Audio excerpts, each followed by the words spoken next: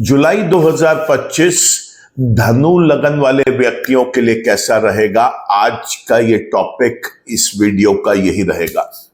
और अगर आपकी भी है जिज्ञासा इस बात को जानने की कि धनु लगन वाले व्यक्ति के लिए 9 ग्रह शुभ और अशुभ किस तरीके से रहने वाले हैं जुलाई 2025 में, तो बने रहे आप मेरे साथ इसी वीडियो में। नमस्कार दोस्तों, मैं हूं डॉक्टर विवेक चोपड़ा और आज चर्चा करूंगा मैं सूर्य से लेकर केतु तक धनु लगन वाले व्यक्ति के लिए ये ग्रह शुभ है या अशुभ है। शुभ और अशुभ समझाने से पहले आपको एक बात समझाना चाहूंगा कि ग्रह 2 तरीके से वर्क करते हैं। पहले वो जो हमारे जन्म के ग्रह है, दूसरे वो जो हमारे गोचर के ग्रह है।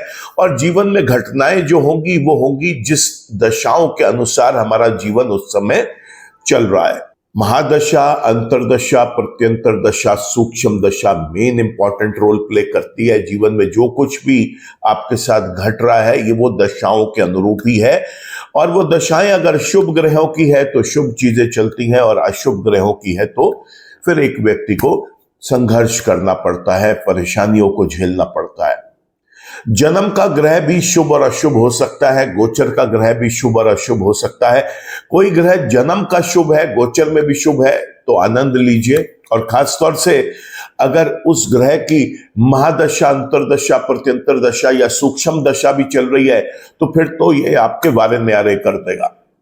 कोई ग्रह जन्म का शुभ है लेकिन गोचर में अशुभ हो गया, घबराए मत, क्योंकि वो जन्म का शुभ है तो गोचर में जो अशुभ होगा तो वो केवल अपनी शुभता में थोड़ी सी कमी लेके आएगा। अशुभ कार्य तो आपके लिए कोई करेगा ही नहीं क्योंकि वो जन्म का शुभ है। अगर कोई ग्रह जन्म का अशुभ है और गोचर में शुभ हो गया तो आप यूं मान के चलें कि उसकी अशुभता में तो कमी आ जाएगी क्योंकि वो गोचर में शुभ है, लेकिन वो कोई बहुत आपके लिए अच्छे फल दे देगा ऐसा नहीं है। लेकिन अगर कोई ग्रह जन्म का भी अशुभ है और गोचर में भी अशुभ है फिर यह बहुत परेशानी का कारण बन सकता है। और खास तौर से तब अगर आपके जीवन में उसी ग्रह की महादशा, अंतरदशा, प्रत्यंतर दशा या सूक्ष्म दशा भी चल रही हो फिर तो यह बेड़ा गर्क कर सकता है, क्योंकि अशुभ ग्रह कभी भी शुभ फल नहीं देते और बहुत ज्यादा परेशानी करते हैं। और अभी मैंने आपको समझाया घटनाएं जीवन में केवल दशाओं के अनुसार ही होंगी। जिन ग्रहों का इस समय दशाओं में कोई रोल नहीं है वो आपके जीवन में कोई बहुत ज्यादा फर्क नहीं डाल पाएंगे। हाँ, सूक्ष्म दशाओं में उनका छोटा छोटा रोल आएगा, तब उसको एक इम्पैक्ट उसका गुड या बैड आपको मिल सकता है। अन्यथा मेजर चीज जो है वो जो मेन दशानाथ है, अंतरदशा और प्रत्यंतर दशा के जो स्वामी है उन्हीं का मिलेगा। चलिए देखते हैं धनु लगन वाले व्यक्तियों के लिए जुलाई 2025 में ग्रह क्या कर रहे हैं। सबसे पहले बात करेंगे हम सूर्य ग्रह की। तो सूर्य ग्रह जो है वो 2 राशियों में गोचर करते हुए दिखाई देंगे। 16 तारीख तक उनका गोचर जो है वो रहेगा मिथुन राशि के अंदर और 16 तारीख से महीने के आखिर तक कर्क राशि में गोचर करेंगे। और जैसा मैं देख पा रहा हूं कि जो इनका मिथुन राशि में गोचर है वो तो बेहद शुभ है, लेकिन जब ये कर्क राशि में गोचर करेंगे, कुंडली के अष्टम भाव में आ जाएंगे, तब यहां पर ये बेहद अशुभ हो जाएंगे। और जब सूर्य अशुभ हो तो मैं बताता आया हूं क्या उपाय करने हैं। सूर्य को जल दें, इस जल में थोड़ी सी हल्दी, थोड़ा सा कुमकुम डाल लें, सूर्य के मंत्र जप करें, आदित्य हृदय स्तोत्रम का पाठ करें, ऐसा करना शुभ रहेगा। देवी देवताओं के चरणों में गुड़ और रसीले फल जाकर चढ़ाएं और गरीबों की भी मदद करें। उन्हें गेहूं, गुड़, तांबा दान कर सकते हैं, रसीले फल दान कर सकते हैं। भीगी हुई गेहूं में गुड़ मिलाकर गाय को रविवार के दिन खिलाएं, ऐसा करना बहुत शुभ रहेगा। बात करें चंद्रमा की तो धनु लगन के अंदर मैं आपको पहले भी बता चुका हूं कि सिंह लगन, कन्या लगन, धनु लगन और कुंभ लगन, ये 4 लगन ऐसे हैं जहां पर चंद्रमा जो है वो केवल और केवल नेगेटिव वर्क करते हैं। तो धनु लगन के अंदर चंद्रमा प्योरली नेगेटिव होंगे, इसलिए उनका उपाय करना जरूरी है। और उनके उपाय बड़े सरल है। चंद्रमा के मंत्र जप करें, शिव की पूजा अर्चना करें, महामृत्युंजय के जप करें। संभव हो सके तो सोमवार के दिन जाकर रुद्र अभिषेक करवा कर आए मंदिर में। इसके अलावा शाम के समय किसी गरीब वृद्ध औरत को जो कि किसी चीज की डिमांड है, उसकी जरूरत है, किसी चीज की नीड है, जैसे कोई दवाई की नीड है, कोई कपड़े की नीड है, कुछ खाने पीने की चीजों की नीड है, तो आप उसकी मदद कर सकते हैं उससे। नहीं तो सबसे अच्छा होता है कि चावल, चीनी, दूध, कोई लिक्विड आइटम्स, कोई जूस, सफेद कपड़ा, चांदी की कोई चीज अपने सामर्थ्य अनुसार आप उसको लेके दें तो बहुत शुभ रहेगा। बात कर लेते हैं अब हम मंगल की। मंगल 2 राशियों में गोचर करते हुए दिखाई देंगे। 28 तारीख तक उनका गोचर जो है वो सिंह राशि में रहेगा और उसके बाद फिर वो कन्या राशि में गोचर करेंगे। धनु लगन वाले व्यक्ति के लिए ये बड़ा शुभ समय है क्योंकि पूरा महीना मंगल ग्रह बेहद शुभ रहेंगे। बात कर लेते हैं अब हम बुध ग्रह की। बुध ग्रह पूरा महीना 8वें भाव में चंद्रमा के घर में कर्क राशि के अंदर यहां पर गोचर करते हुए दिखाई देंगे और ये गोचर उनका बेहद अशुभ है, बेहद अशुभ है। और आपको एक चीज रिपीट कर रहा हूं, यहां पर बुध के उपाय करना अनिवार्य है, चाहे वो जन्म के शुभ हो चाहे अशुभ हो। चूंकि गोचर में अशुभ हो गए, बहुत जरूरी है। क्या है वो उपाय? सबसे पहले गाय को हरा चारा खिलाएं। रात के समय थोड़े से हरे साबुत मूंग भिगो के रख दें। सुबह उसको आप किसी भी पक्षी को, जब वो नरम हो जाएंगे ये मूंग के दाने, तो आप पक्षी को खिला सकते हैं। यहां पर आपको बुध के मंत्र जप करना बहुत शुभ रहेगा। दुर्गा के मंत्र जप करें, दुर्गा जी की पूजा अर्चना करें, दुर्गा जी की आरती करें। ऐसे में मंदिर में जाकर देवी देवताओं के चरणों में हरी पत्तेदार सब्जियां आप चढ़ा सकते हैं। दुर्गा माँ के चरणों में श्रृंगार का सामान चढ़ा सकते हैं और बड़े सरल उपाय होते हैं इसके बुध के। उनमें से सबसे पहले तो ये कि आपको स्वयं हरी चीजों का प्रयोग कम से कम करना है, करना ही नहीं है। अगर आप ना करें तो ज्यादा बेहतर है।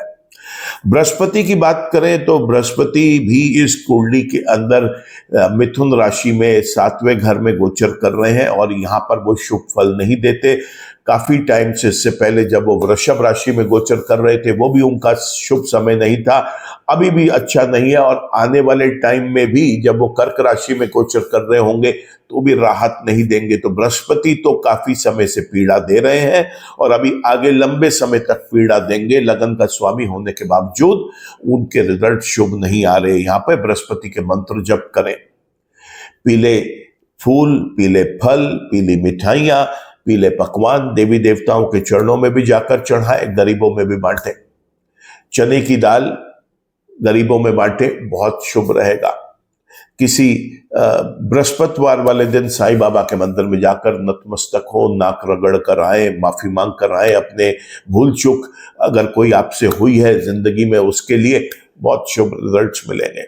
यहां पर मैं आपको एक चीज और बताना चाहूंगा कि केले के पेड़ पर आप 3 हल्दी के टुकड़े, 3 चम्मच चने की दाल ये जरूर चढ़ाएं बृहस्पतिवार वाले दिन और एक वहां पर देसी घी का दीपक जलाएं। इतना करना मात्र काफी रहेगा। शुक्र की चर्चा कर लेते हैं तो शुक्र ने 1 तारीख से 26 तारीख तक वृषभ राशि में और उसके बाद 26 तारीख से 31 तारीख तक मिथुन राशि के अंदर गोचर करना है। तो 26 तारीख तक जब तक उनका गोचर वृषभ राशि में रहेगा ये बेहद अशुभ रहेगा, लेकिन उसके बाद राहत की सांस मिलेगी। जब ये मिथुन राशि में गोचर कर जाएंगे तो यहाँ पर फिर ये बेहद शुभ रिजल्ट देंगे। जब शुक्र नेगेटिव रिजल्ट दे रहा है पहले 26 दिन, उस समय उपाय करने आवश्यक है। शुक्र के उपाय बड़े सरल हैं। उसके लिए आपको शुक्र के मंत्र जप करना है, लक्ष्मी नारायण की पूजा अर्चना करनी है, लक्ष्मी माँ की आरती करनी है। आपको यहाँ पर लक्ष्मी माँ के चरणों में खीर का भोग जाकर लगाएं और साथ में अगर आपको ज्यादा तकलीफ महसूस हो रही है तो ऐसे में उबले हुए चावलों में मीठा दही मिक्स करके थोड़े से काले तिल छिड़क कर आप यहाँ पे कौवों को खाने के लिए रखें। और एक पनीर के टुकड़े को भी छोटे क्यूब्स बना के, ताकि कोई भी पंछी उसे अपनी चोंच में उठा के लेके जा सके, खा सके, आप ऐसा बनाएं। इतना करना मात्र काफी है शुक्र के लिए। बात कर लेते हैं अब हम शनि ग्रह की। शनि कुंडली के अंदर मीन राशि में गोचर कर रहे हैं और ये गोचर इस लगन वाले व्यक्ति के लिए बेहद अशुभ है। अभी काफी लंबा समय है शनि का, तो शनि के लिए भी उपाय करना आवश्यक है। शनि के उपायों में सबसे पहले एक चौमुखा दीपक शनिदेव के आगे शनिवार की शाम को जाकर जलाएं। इसके अलावा शनिदेव के चरणों में थोड़ा सा सरसों का तेल, थोड़े से काले उड़द और थोड़े से आप वहां पर काले तिल चढ़ाएं। शनि चालीसा पढ़ें, शनि के मंत्र जप करें, महामृत्युंजय के जप करें। ऐसा करना बहुत शुभ रहेगा। स्वयं नीले काले रंग का प्रयोग कम करें। ऐसे समय में नीले काले रंग के जो वस्त्र हैं वो किसी गरीब को दे सकते हैं, जरूरतमंद को दे सकते हैं। आपके कोई पुराने कपड़े जो अब आपने नहीं पहनने लेकिन अच्छी हालत में है, उनको भी आप किसी गरीब को दे सकते हैं। तो ये थे शनि के उपाय। अब देख लेते हैं कि राहु क्या कर रहे हैं। तो देखिए, राहु तो इस समय बहुत अच्छी पोजीशन में है। तीसरे भाव के अंदर कुंभ राशि में गोचर कर रहे हैं और लंबा समय अभी वो यहीं पे ही गोचर करते हुए दिखेंगे। पूरा 2025 बचा हुआ राहु इस व्यक्ति के लिए बेहद शुभ रहेंगे। केतु के लिए अगर हम बात करें तो केतु के मैं हमेशा आपको बताता आया हूं कि केतु ने अपने रिजल्ट्स नहीं देने। केतु रिजल्ट देता है जिसकी राशि में बैठता है उसके स्वामी के अनुसार। और यहां पर केतु जो है सूर्य की राशि में सिंह राशि के अंदर गोचर कर रहे हैं, तो उन्होंने फल देने हैं सूर्य जैसे। और सूर्य इस कुंडली में अभी हमने आपको बताया इस व्यक्ति के लिए पहले 16 दिन शुभ और उसके बाद अशुभ रिजल्ट्स देंगे। ठीक उसी प्रकार केतु भी पहले 16 दिन शुभ और उसके बाद महीने के आखिर तक अशुभ रिजल्ट देंगे। केतु जब अशुभ रिजल्ट देता है तो ऐसे में गणेश भगवान की पूजा अर्चना करनी चाहिए, केतु के मंत्र जप करने चाहिए। सड़क के आवारा कुत्तों को रात के समय, शाम के समय दूध और ब्रेड मिक्स करके फुटपाथ पे एक पेपर प्लेट में रखकर आ सकते हैं। बड़ा शुभ उपाय है ये।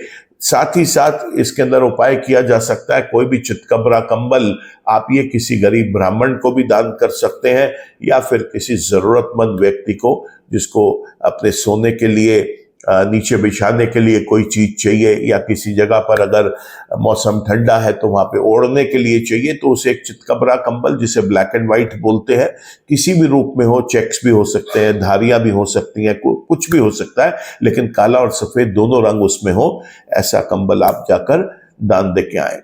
ये चीजें बहुत शुभ रहती है। तो ये था धनु लगन वाले व्यक्ति के लिए जुलाई 2025 किस प्रकार से रहने वाला है। दोस्तों, ये चीजें आपको इसलिए बताई जाती हैं ताकि आप अपना मंथ प्लान कर सकें और देख सकें कि जो ग्रह शुभ है उसको आप भरपूर फायदा उठाएं और जो ग्रह अशुभ है उससे सावधान रहें, उसके उपाय करके चलें ताकि जो तकलीफ है वो कुछ कम हो, या हो सकता है कि वो तकलीफ पूरी तरीके से ही खत्म हो जाए। आज के वीडियो में तो दोस्तों केवल इतना ही। वीडियो अगर आपको पसंद आया हो तो आप इसको लाइक करना, कमेंट करना, इसे शेयर करना इस पर, और साथ ही साथ अगर आपने चैनल सब्सक्राइब कर लिया है तो थैंक यू। चैनल अभी तक आप सब्सक्राइब नहीं कर पाए तो चैनल को सब्सक्राइब कर लें, बेल आइकन को भी क्लिक करें ताकि कोई भी नया वीडियो अपलोड होता है उसका एक अपडेट आप तक पहुंच सके। ईश्वर आप सबका भला करे दोस्तों। नमस्कार।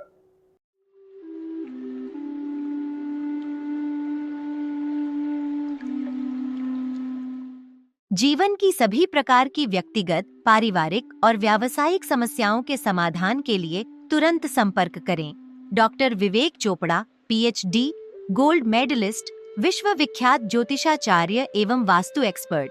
कॉल अथवा व्हाट्सएप करें 9311131069 9212431069।